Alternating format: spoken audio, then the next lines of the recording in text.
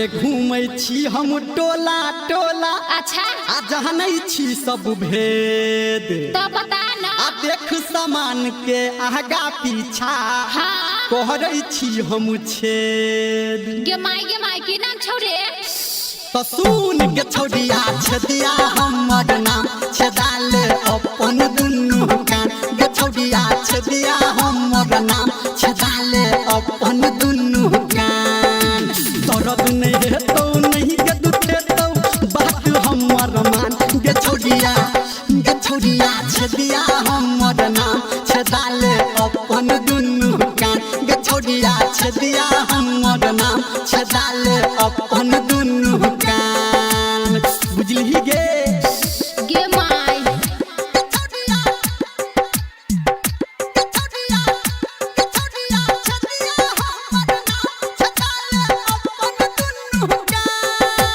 BSK music present Bareilly बाजार। अभी आप सुन रहे हैं सावरिया म्यूजिक। गे छदबौ हम गे धीरे धीरे नहीं हेतौ तोरा तीरे। मेरी टट्टी बात खा दे तब। छदबौ हम गे धीरे धीरे आ नहीं हेतौ तोरा तीरे। आ हम कहै छियौ समझा के नहीं कान के अपना तीरे।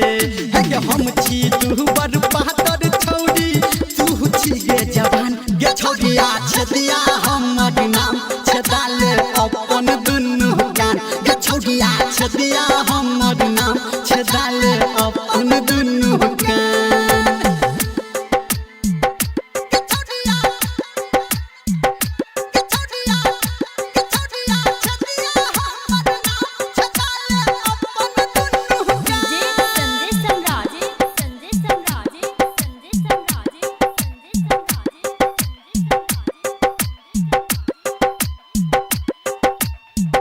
गे हम तो जाने छी जादू टोना नहीं लेबौ गे तोरा से सोना। जो बुझै छियौ। गे हम तो जाने छी जादू टोना नहीं लेबौ गे तोरा से सोना। आ तू जे देबही हम रखबौ सुन सुन गे छौरी मोना।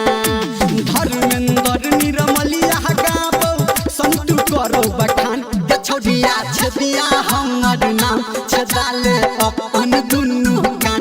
गे छौरिया छदिया हमर नाम छदाल अपन दुनू कान। दर्द नहीं हेतौ नहीं गे दुख हेतौ बात हमर मान। गे छौरिया छदिया हमर नाम छदाल अपन दुनू कान। गे छौरिया छदिया हमर नाम छदाल अपन दुनू कान। छदाल न गे? गे माई